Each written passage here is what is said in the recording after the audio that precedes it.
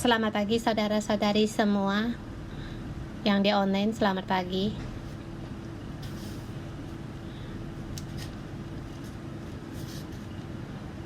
Hari ini kita melihat kitab 1 Samuel pasal yang ke-9 yang disampaikan oleh Pastor Johnson.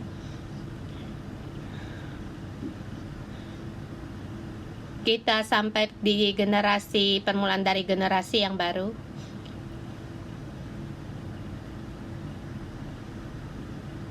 Di pasal yang 2 sebelumnya dikatakan kedudukan Samuel mau diturunkan kepada kedua anaknya, tetapi orang Israel tidak mau. Di sini ada satu pergantian jabatan pada saat Samuel memberikan kedudukannya kepada kedua anaknya sebagai hakim, tetapi orang Israel tidak mau, tidak setuju. Kemudian Samuel sangat sedih dan merasa tidak menerima apa yang aku atur. Kamu menolak anakku sama saja dengan menolak aku.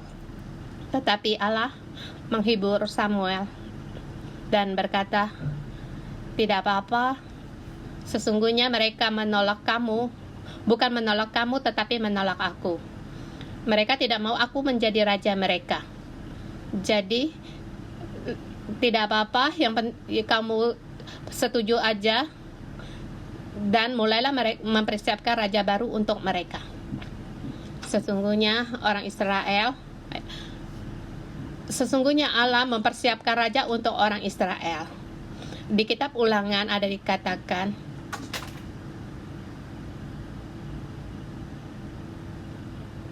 tidak boleh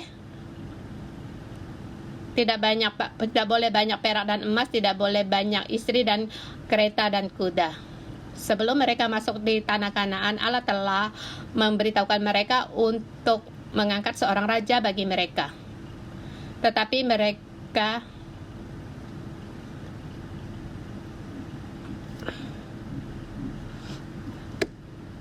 cara untuk menjadi seorang raja, orang Israel belum siap. Dan orang Israel bersikeras untuk mau ada raja. Dan Allah berkata, baik, kalian pun telah setuju akan hasil yang akan datang. Akibatnya yang akan datang, aku mengikuti kemauanmu. Jadi masuk dalam mencari seorang raja yang baru. Di pasal 9 dengan tema mempersiapkan diri sendiri menjadi bejana yang cocok untuk dipakai. Kita harus terus untuk mempersiapkan diri kita sendiri agar dipakai oleh Allah dengan baik. Pada saat saya berkata demikian, sepertinya seorang bisa merasa itu seperti satu pekerjaan. Ada sebagian orang berkata, iya benar, saya harus mempersiapkan diri saya sendiri.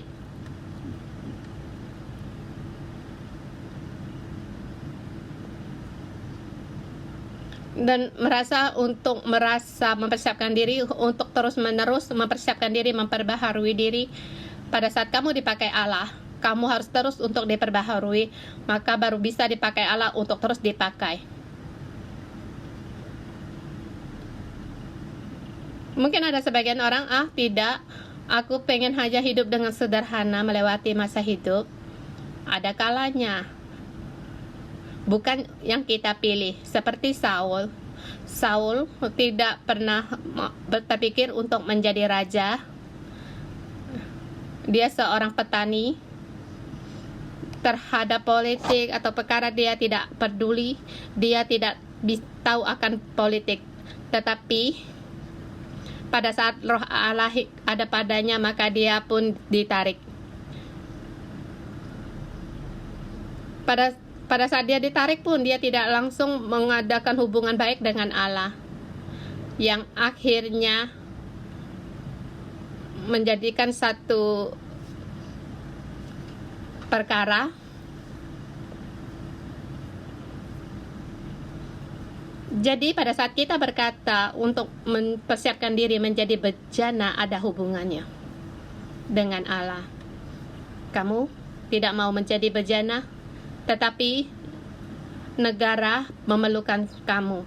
Kamu tidak mau menjadi bejana, tetapi Allah memilihmu. Jadi, kita harus terus untuk mempersiapkan diri kita sendiri. Kita lihat Saul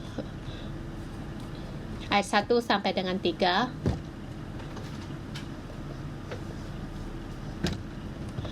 Dengan tema hal kecil setia, hal besar selalu memberikan tanggung jawab. Di sini ada dikatakan ada seorang dari Benyamin namanya Kis titik. Di sini katakan Kis adalah seluruh keluarga dari Saul, seorang yang berada. Di sini latar belakang dari 5 keturunan semuanya muncul. Jadi di sini ada artinya dan juga dikatakan dia seorang yang berada. Kemudian Saul, dia seorang muda yang rupanya elok dan juga dia orang tinggi, besar dan kuat. Dan lagi pula tidak ada seorang dari Israel yang lebih elok daripadanya. Dan kita tahu Saul dipilih oleh Allah. Ya, orang Israel tidak mau Allah menjadi Tuhan, menjadi Allah mereka, raja mereka. Kemudian Allah memilih seseorang menjadi raja dan orang ini adalah Saul. Saul yang dipilih oleh Allah. Pada saat di sini dikatakan tidak ada seorang pun dari orang Israel yang lebih elok daripadanya. Boleh dikatakan di zaman itu ia yang terbaik. Jadi Allah memilih yang terbaik untuk menjadi raja. Tetapi zaman itu bukanlah yang terbaik dan bukan juga di mata Tuhan juga bukan yang terbaik. Allah mau memilih Daud, tetapi Daud masih muda. Jadi dia tidak bisa untuk menjadi raja.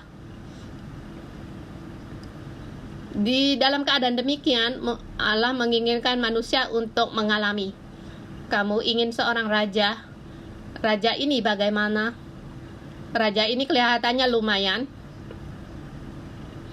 Dan raja ini sesuai atau cocok seperti yang diinginkan oleh orang Israel. Dan cocok di zaman bangsa-bangsa, syarat sebagai bangsa-bangsa. Maka dipikir siapa menjadi raja kami? Sekali berjalan dia sangat gagah, kuat dan elok lagi. Dan latar belakang keluarga juga baik. Bukan hanya si watak perawakan juga baik. Dan seterusnya dikatakan keledai mereka hilang. Dan orang berada ini menjuru anaknya mencari keledai-keledai ini. Dan Saul orang yang setia melakukan ini. Dia sangat hormat dan taat, penurut. Seperti di rumah, kalau ada sesuatu yang hilang, Allah mencuru anaknya, apakah kamu dengan sungguh-sungguh untuk mencari barang itu? Jadi anak ini sangat taat, dia setia, dan dia sungguh-sungguh untuk mencari dengan serius. Kita lihat di peta bagaimana dia mencari keledai-keledainya. Dari sini, dia orang Gibea.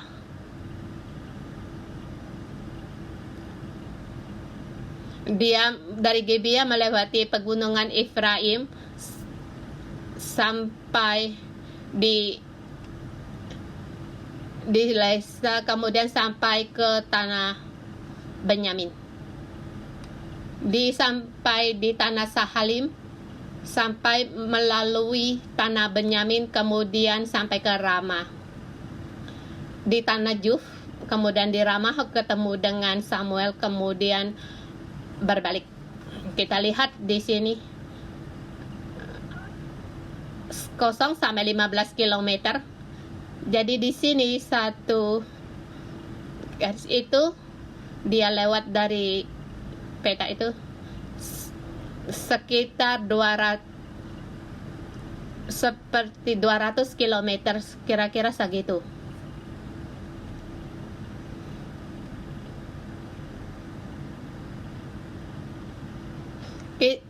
Untuk mencari keledai berjalan sampai 200 km. Itu Saul yang sanggup dia lakukan.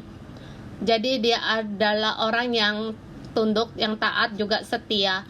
Dia terus bekerja, melambangkan dia orang yang taat, yang setia. Kemudian dia telah mencari beberapa hari, melambangkan dia orang yang setia. Saya tidak begitu jelas berapa luas daerah Hong Kong, tapi kalau di Taiwan menggunakan dari Keelung, Taipei sampai ke Thailand. Lagi pula banyak orang di situ.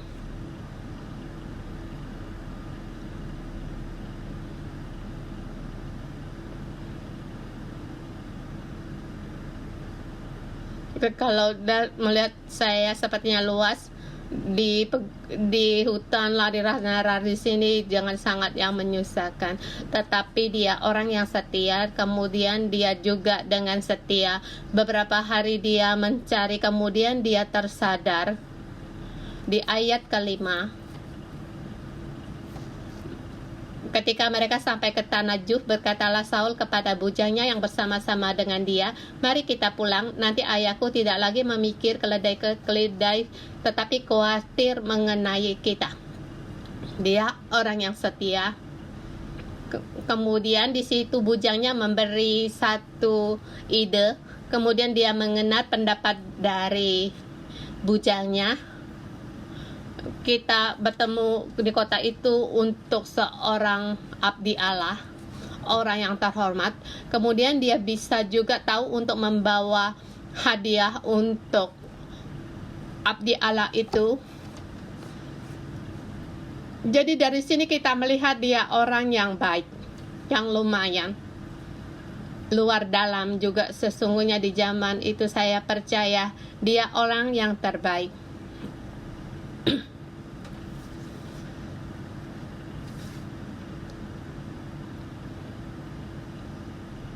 Kita menunjukkan seseorang bukan hanya kita menanyakan latar belakang dan juga akan bertanya apa pekerjaannya.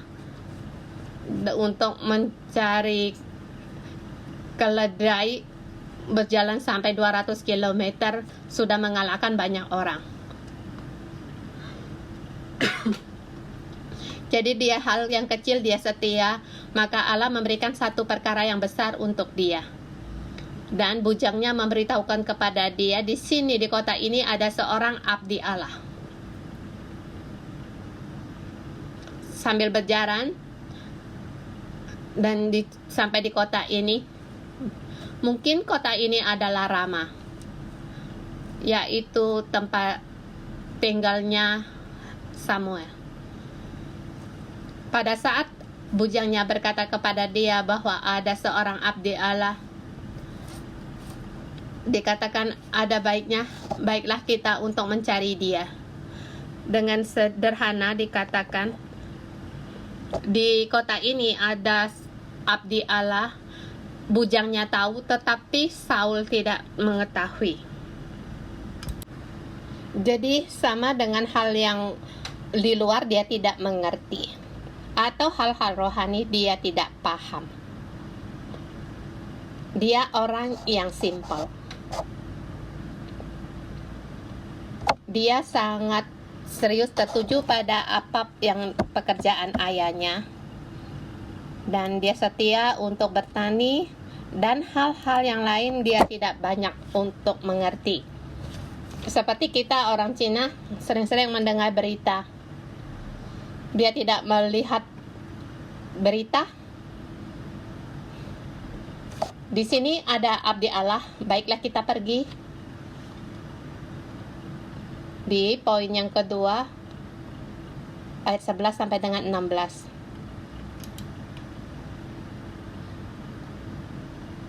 Kehilangan keledai, diketemui keledai, ada jalan Allah. Di sini kita melihat perkara dimulai dari hilangnya keledai-keledai, kemudian tidak diketemui, kemudian sampai ke Rama, mencari sampai ke Rama. Sampai di Rama, dia tetap mendengar pendapat dari bujangnya, dan di tempat itu pas Samuel ada di situ.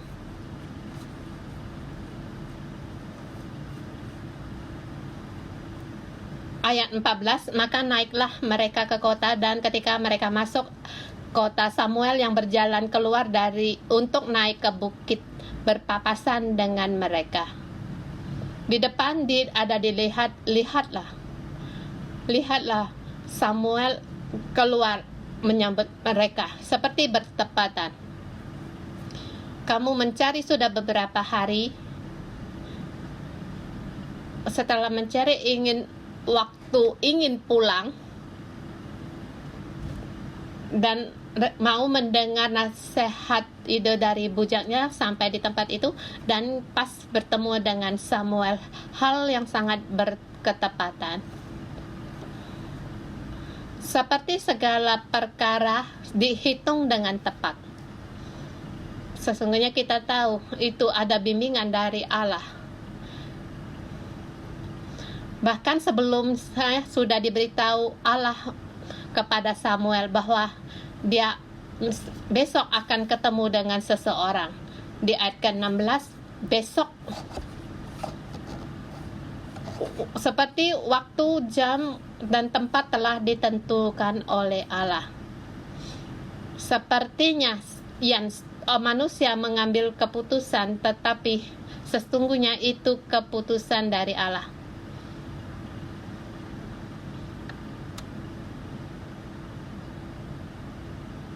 Bagi kita, dalam hidup kita, hal yang tidak baik, emosi kita bisa turun naik. Hilang keledai itu seperti satu kecelakaan. Mencari beberapa hari tetapi seperti tidak ada hasil, tetapi ada bimbingan Allah. Dia mencari, akhirnya sampai di Rama, di kota Rama. Dan hal yang bertepat, ya begitu tepat. Kemudian Allah berkata kepada Samuel, kamu akan bertemu dengan Samuel, kemudian urapilah dia.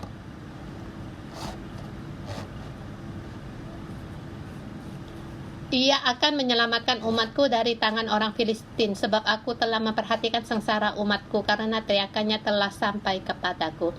Kita di sini bisa melihat bagaimana Allah membimbing orang Israel. Orang Israel tidak mau Tuhan menjadi Allah mereka. Orang Israel tidak mau Tuhan menjadi raja mereka.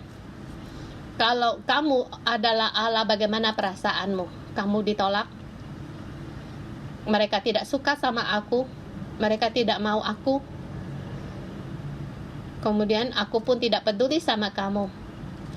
Kita mudah untuk berbuat demikian, tetapi Allah tidak demikian.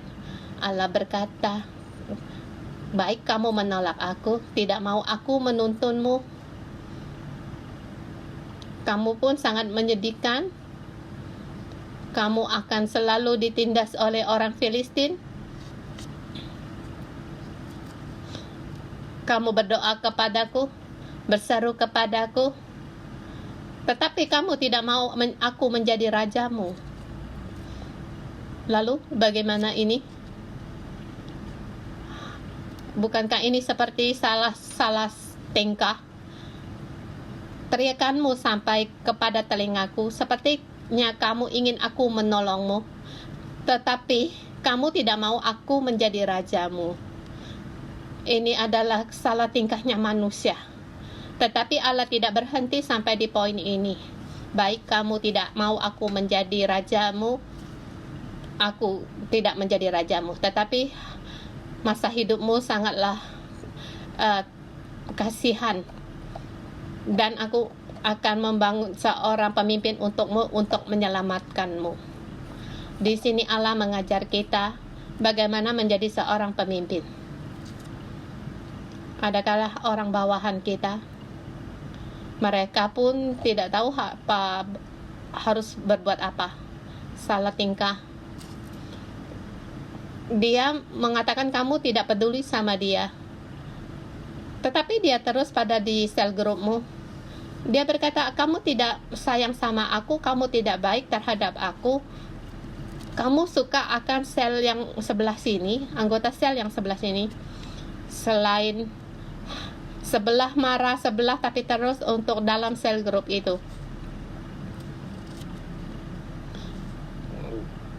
Bukankah berkata kamu kata-kata yang tidak kemanusiaan?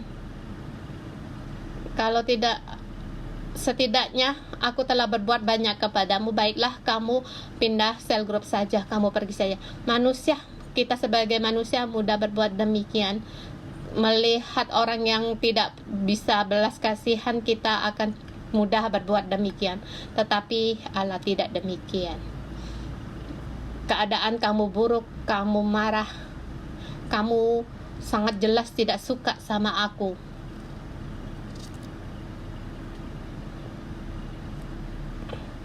Saya pernah mendengar seorang anggota sel memanggil ketua selnya mama, ibu.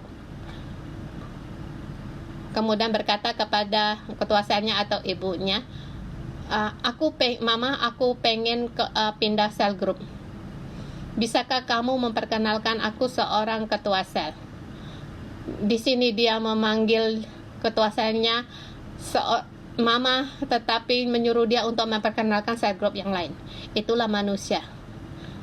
Bagaimana perasaan mamanya ini? Baiklah, atau ketua selnya ini, baiklah aku memperkenalkan, biar kamu mengalami suatu hari kamu tidak suka, kamu boleh balik kembali. Demikian Allah. Kita bisa melihat Allah tidak berhenti di mana dia disakiti, dia ditolak. Dia terus untuk menjaga manusia, dia terus menaungi. Jadi di sini kita melihat Allah di tempat ini. Kita kembali terlebih dahulu ke ayat 17 sampai dengan 27. Manusia mencari keledai-keledai, tetapi Allah mencari bejana. Ketika Samuel melihat Saul, maka berfirmanlah Tuhan kepadanya, inilah orang yang kusebut padamu. Kemudian di sini berkata,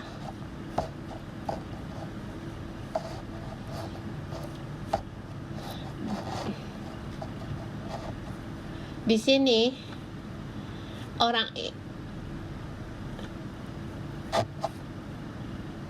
sini kita bisa melihat apa yang dikatakan oleh Samuel. Jawab Samuel, bukankah aku seorang Benyamin, suku terkecil di Israel, dan bukankah kaumku yang paling hina dari kaum suku Benyamin? Mengapa Bapa berkata demikian padaku? Yang dikatakan oleh Samuel, jangan khawatir sebab telah ditemukan dan siapa yang menjadi milik yang diinginkan orang Israel, bukankah itu ada padamu dan kaum seluruh keluargamu? Di sini apakah suku Benyamin suku yang terkecil? Ya iya. Karena Benyamin adalah anak Yakub yang bungsu. Memang kalau urutan keluarga dia anak yang terkecil. Tetapi kalau menurut jumlah orang, di kitab Hakim-Hakim tercatat suku Benyamin terjadi pembunuhan besar-besar, hanya tinggal 600 orang laki-laki.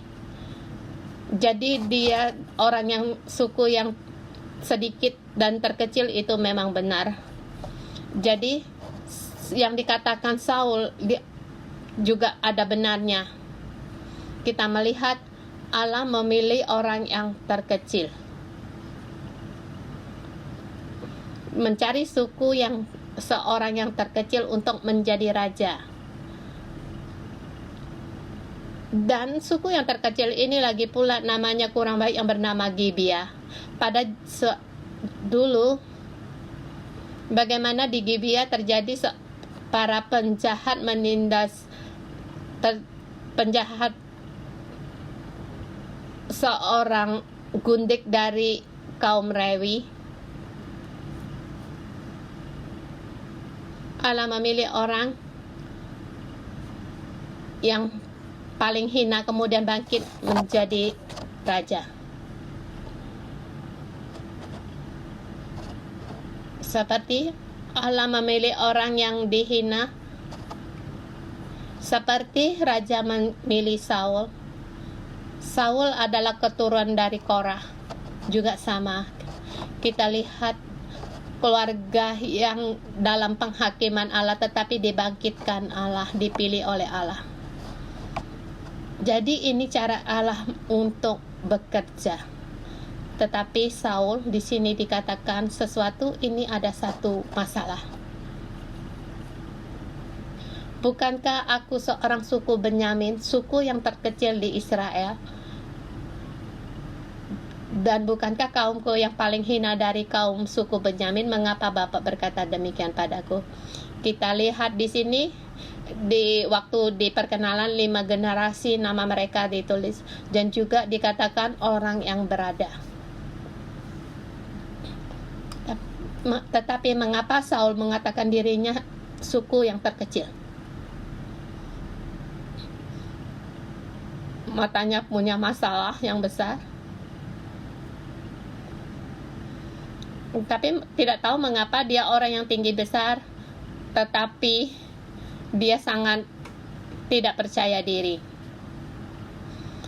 Dia lebih tinggi sebahu dari orang lain. Setiap orang berbicara dengan dia harus mengangkat kepala, sebab dia lebih tinggi satu kepala dari orang lain. Di ayat dikatakan tingginya dia lebih tinggi sebahu, orang lain sebahu dari dia. Mengapa dia tidak percaya diri? Dan percaya diri ini juga tidak ada alasan. Dari keberadaannya, dari kekayaannya, sesungguhnya tidak perlu untuk tidak percaya diri. Dari keturunan juga tidak perlu. Ini latar belakang mula-mula dari Saul, menjadi celah dalam hidupnya. Tapi di zaman itu dia menjadi sesungguhnya orang yang terbaik. Jadi Allah memilih dia. Allah mau membantu dia. Jadi dia harus terus-menerus menyelesaikan perkara dalam hidupnya.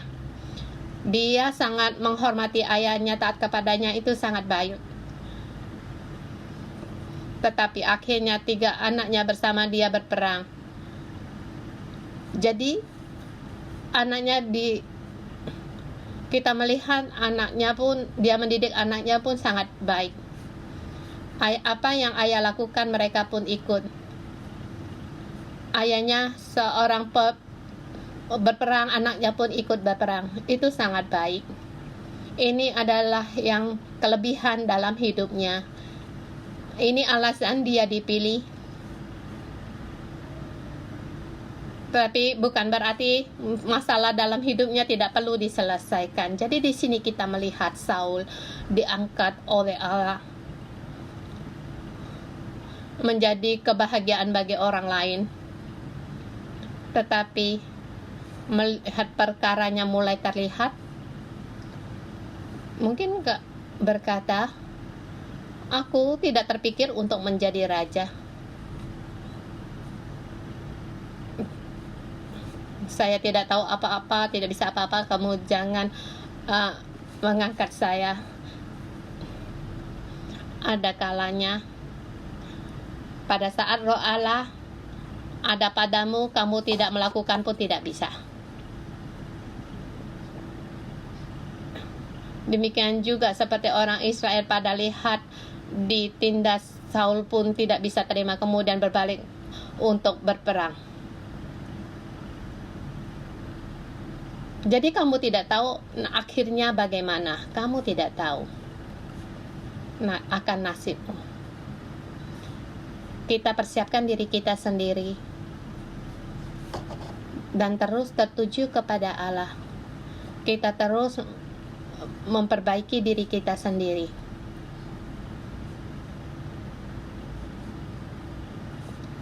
Kalau kita pun berhasil tapi Allah tidak memakai kita pun, kita bersyukur. Berkata saat ini Allah tidak memerlukan kamu. Boleh dikatakan pada waktu kamu diangkat, kamu akan mati dengan susah dilihat.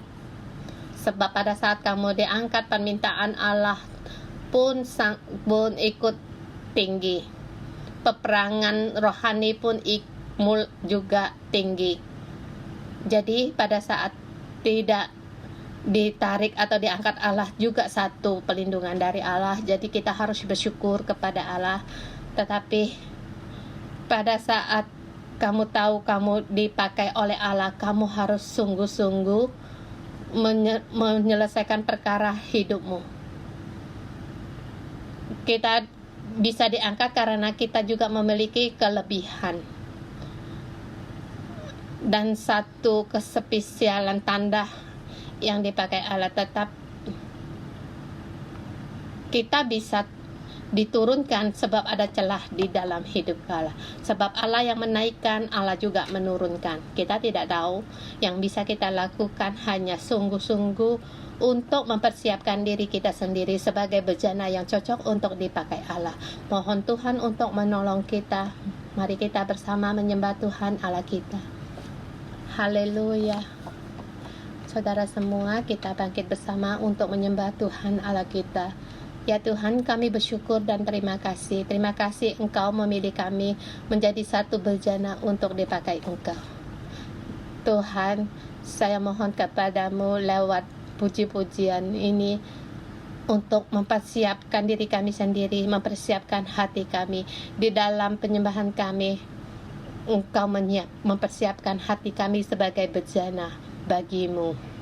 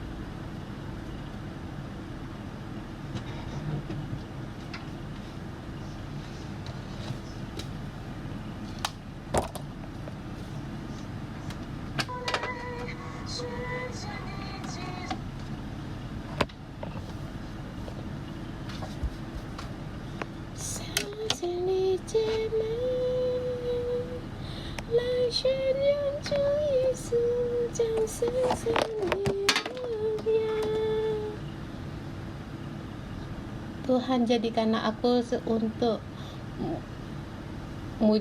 bejana mujizat-Mu dengan iman untuk menuju pengharapan. Dengan kuasa-Mu penuhi aku dengan kasih-Mu untuk memberitakan kasih-Mu agar dunia menjadi indah. Tuhan Yesus, Engkau mencari aku keluar dari kegelapan, masuk dalam dalam terang-Mu. Di dalam Kristus, aku menjadi orang yang baru, menjadi manusia yang baru. Engkau melihat aku sebagai yang berharga. Aku persembahkan diriku untuk Engkau pakai.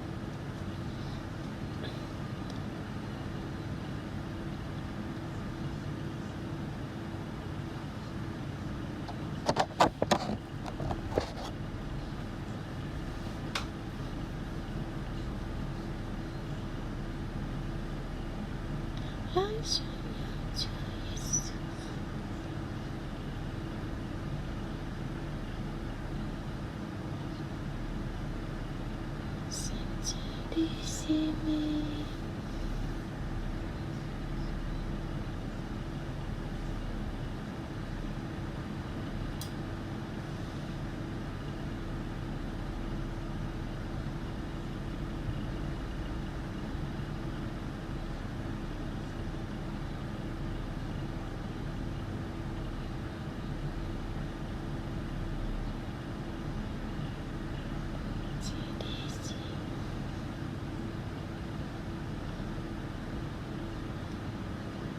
Tuhan, Engkau menjadikan kami bejana-Mu.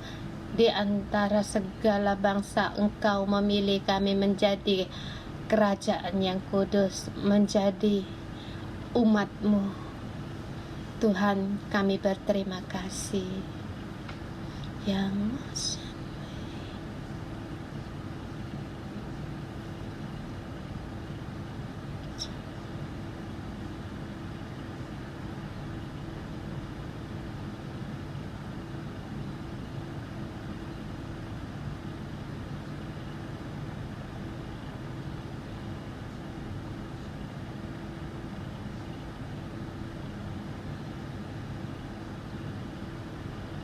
Tuhan, inilah penyembahan kami, puji-pujian kami.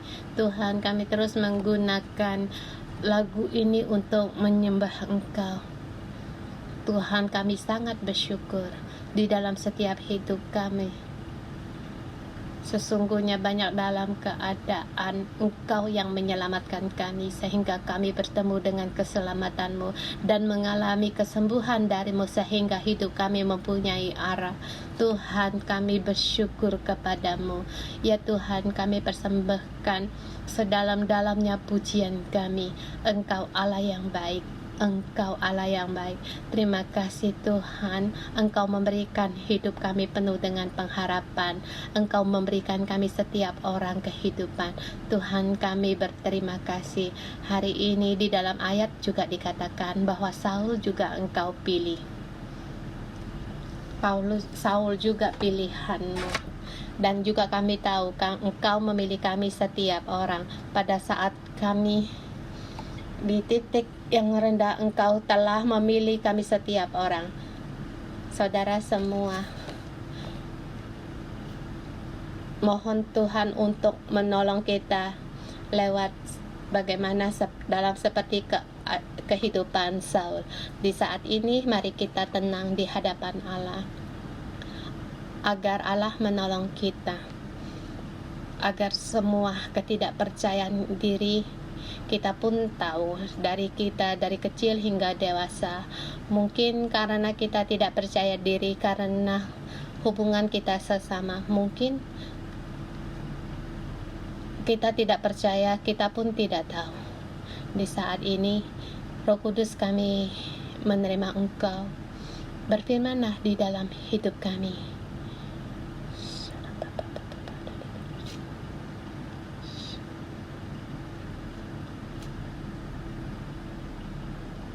Roh Kudus, Engkau memahami kami setiap orang. Engkau mengerti akan kami. Bahkan Roh Kudus, Engkau tahu di antara perkumpulan sekelompok orang, mata kami selalu melihat dan saling membanding-bandingkan terhadap sesama dan menyilangkan diri sendiri. Roh Kudus, saat ini mohon Engkau menyembuhkan dan membebaskan kami. Saya melihat di depan mata kita ada banyak sekali tanda-tanda silang, dan juga kita melihat saudara-saudari terus-menerus mengambil tanda-tanda silang ini dan menggantungkan di diri sendiri. Ada sebagian orang melepaskan, ada sebagian terus mengambil silang-silang ini. Di saat ini saya melihat Roh Kudus datang dengan lemah lembut, dengan kasih-Nya menjamah mata rohani kita dan berkata kepada kita setiap orang, "Anakku, aku mengasihimu. Aku memberikan kehidupan yang sehat, yang kuat bagimu, mempunyai mata pandangan Tuhan. Hari ini anakku, Roh Kudus mau memperbaharui hati sanubari kita setiap orang." Roh Kudus berkata kepada kita, "Anakku, berdoalah sekali lagi, bukalah mulutmu, serahkanlah ketidakpercayaanmu kepadaku." Kita berdoa untuk menyerahkan kepada Tuhan. Roh Kudus mau menjamahmu di pandangan yang benar dari Allah untuk memenuhimu.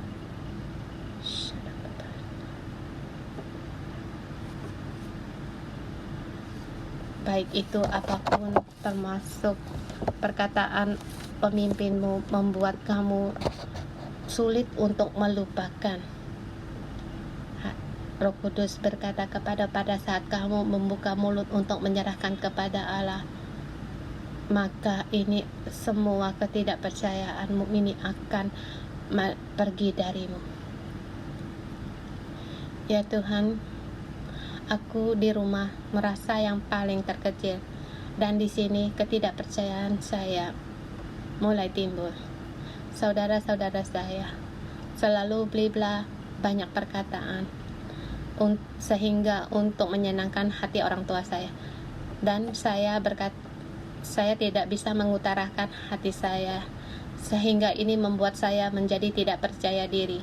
Di dalam keluarga saya sering sekali memilih untuk tidak mau bicara, untuk berdiam diri, bahkan terhadap orang papa dan orang ibu. Saya merasa tidak ada orang yang mau mendengar, karena saya berkata lambat sehingga cepat untuk diputuskan oleh orang lain. Dan di masa pertumbuhan demikian, setiap saya bicara selalu diputuskan oleh saudara-saudara saya, sehingga saya tidak suka untuk banyak bicara, menjadikan saya tidak percaya diri. Saya merasa tidak ada orang yang mau mendengar. Sampai saya dewasa di gereja, ketua sel saya pun tidak mau mendengar suara hati saya. Orang lain tidak mau mendengar, itu bagi saya merasa itu hal yang normal. Tetapi dalam berbicara ini membuat tekanan dalam hidup saya, cara berbicara. Tuhan, mohon Engkau menyembuhkan aku. Saya sangat bersyukur.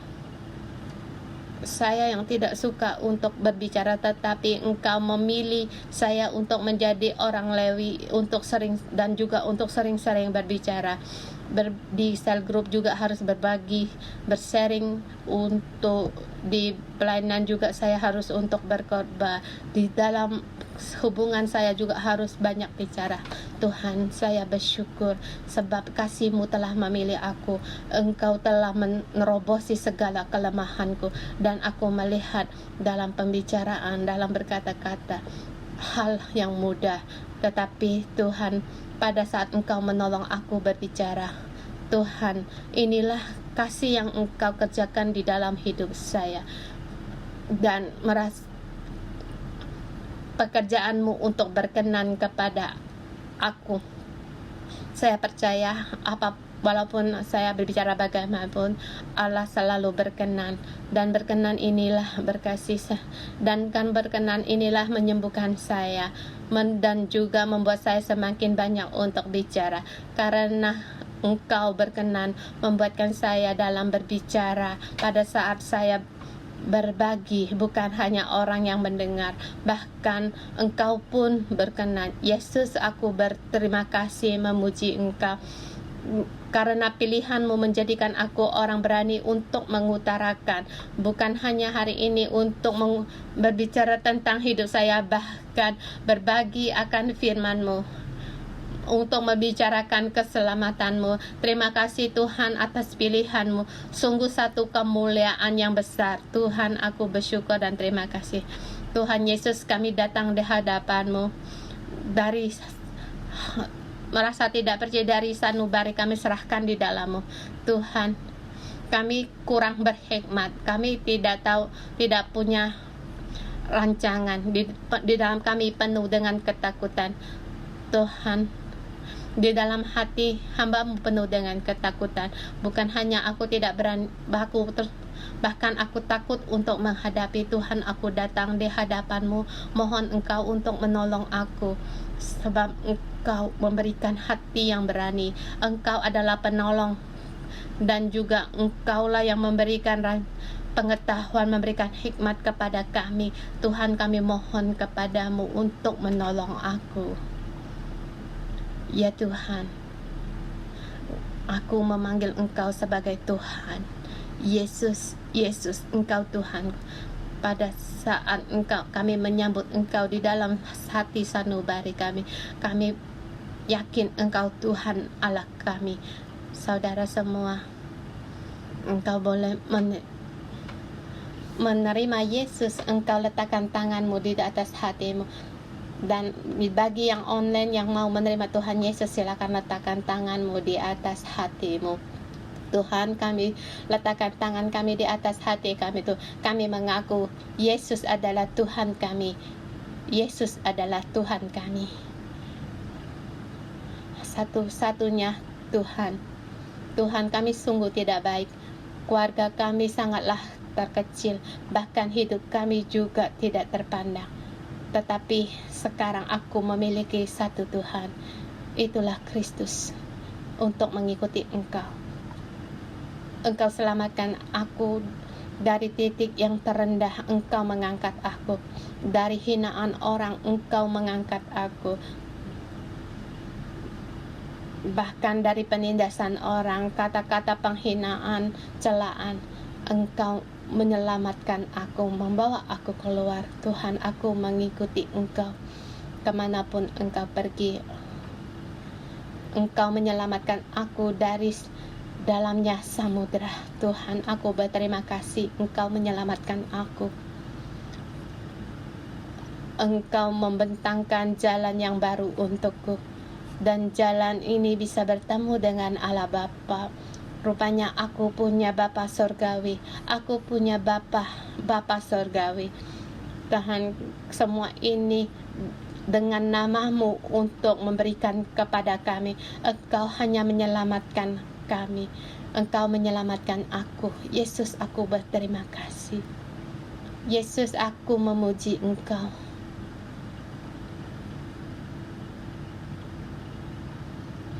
Pada saat aku di dunia,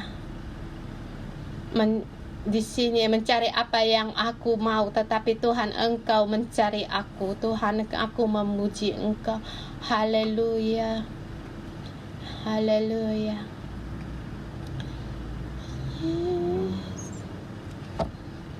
Tuhan, kami deklarasikan Engkau Tuhan kami.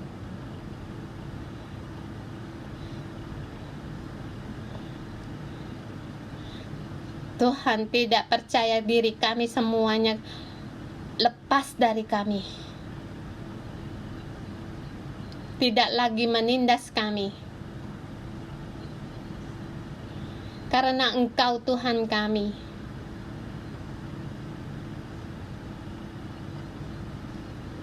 Raja dari di atas segala raja adalah Tuhan kami. Tuhan dari segala Tuhan. Engkaulah Tuhan juru selamatku. Engkau pelindunganku. Engkau penyedia bagiku. Haleluya, haleluya, haleluya. Tuhan, kami meninggikan Engkau.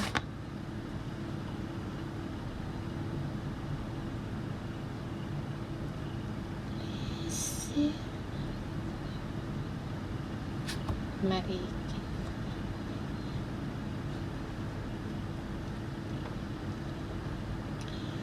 Quay sát trái lý面前记你爱耶稣愿你生命我们敬拜 Yesus, karena namamu yang kudus kami menyembah dan mengaku Engkau adalah Tuhan kami. Yesus Tuhan, Yesus Engkaulah Tuhan. Yesus itu. Mohon Roh Kudus untuk mengajar aku agar aku tahu Yesus adalah Tuhan. Yesus Kristus, Engkau adalah Tuhan.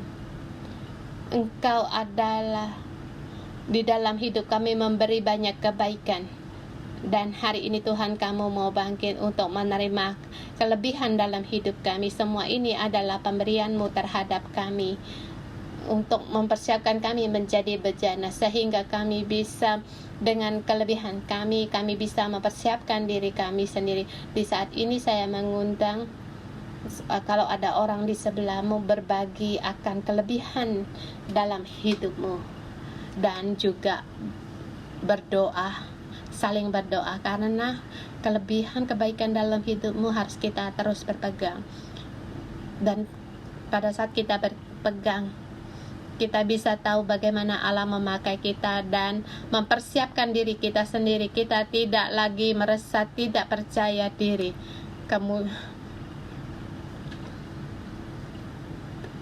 Dengan kelebihan orang lain memberkati orang lain.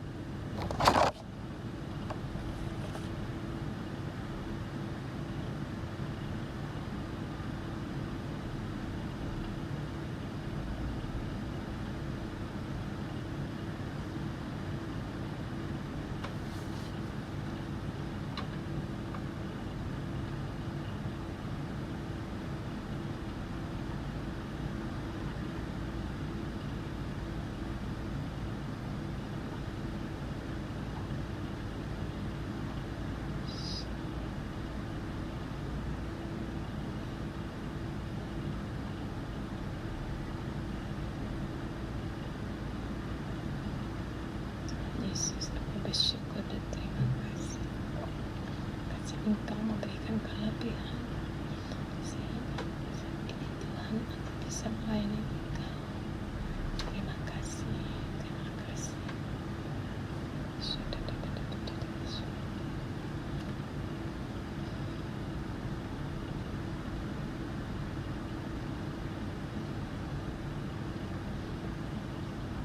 Bagi saudara bisa yang di online bisa bersyukur kepada Tuhan atas kelebihan yang dalam hidupmu yang Tuhan berikan kepadamu.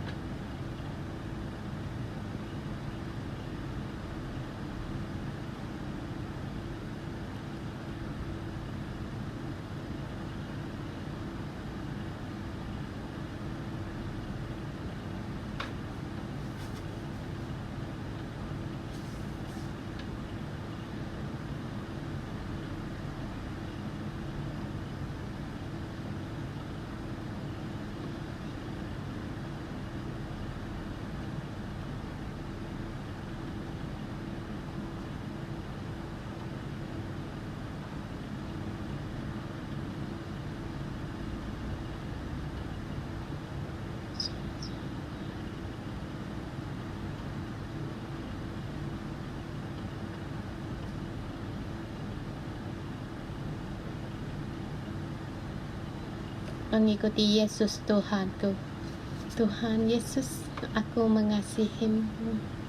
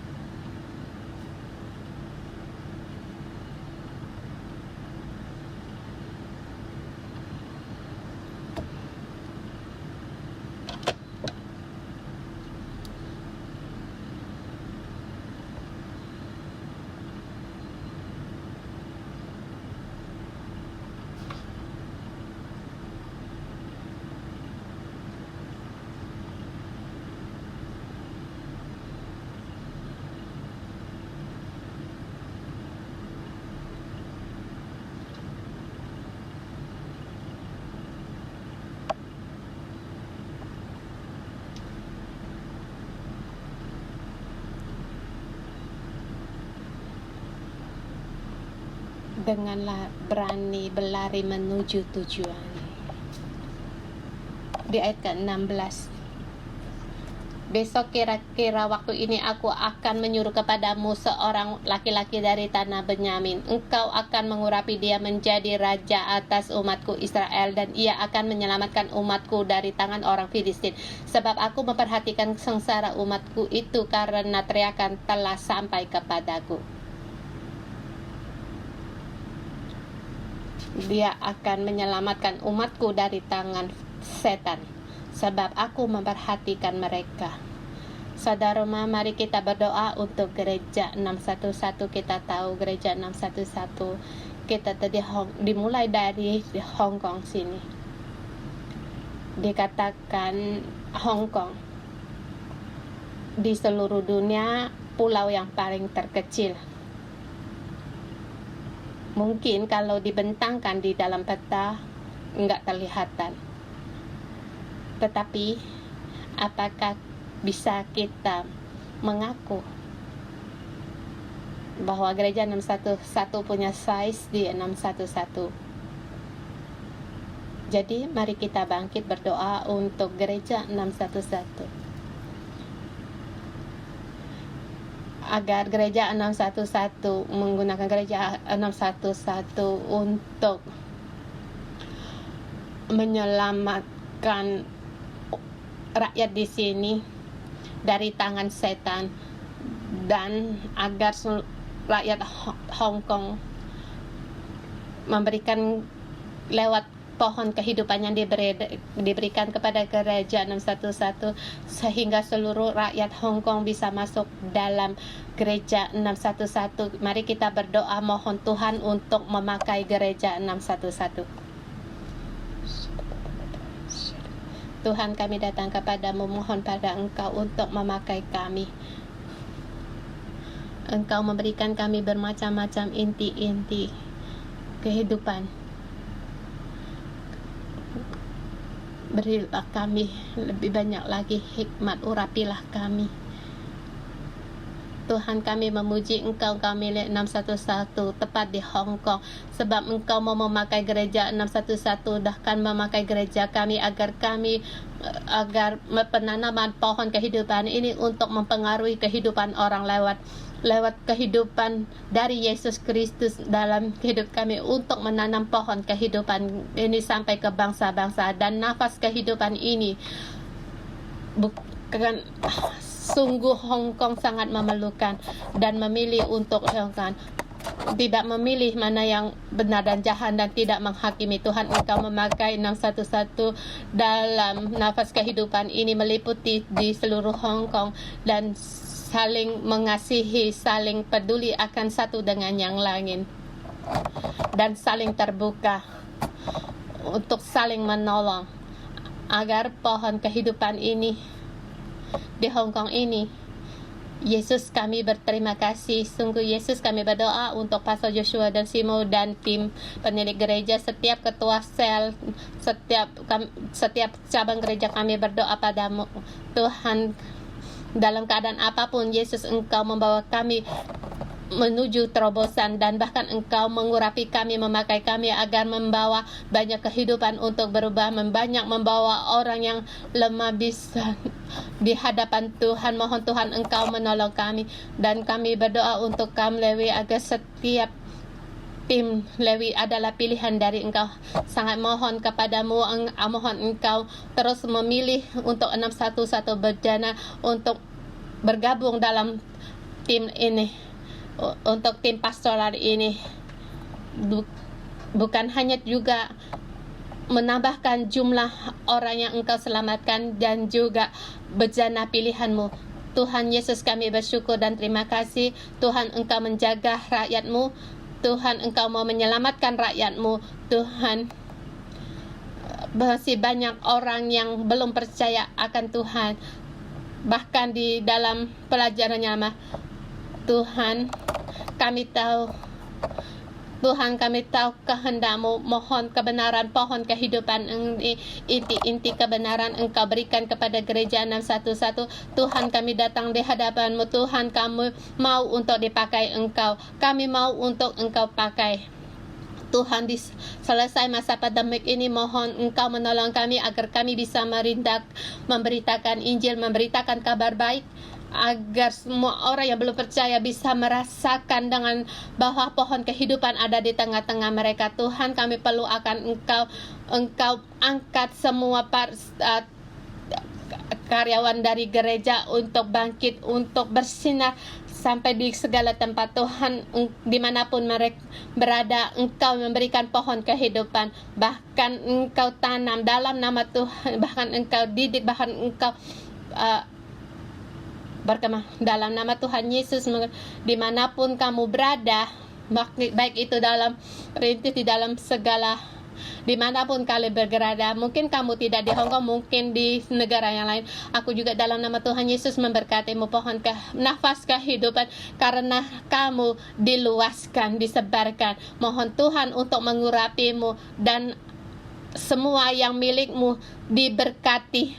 Persiapkan diri untuk di hal-hal yang besar untuk dipakai Tuhan. Dalam nama Tuhan Yesus memberkatimu. Amin. Kita berikan kemuliaan bagi Tuhan. Renungan pagi sampai di sini. Tuhan memberkati.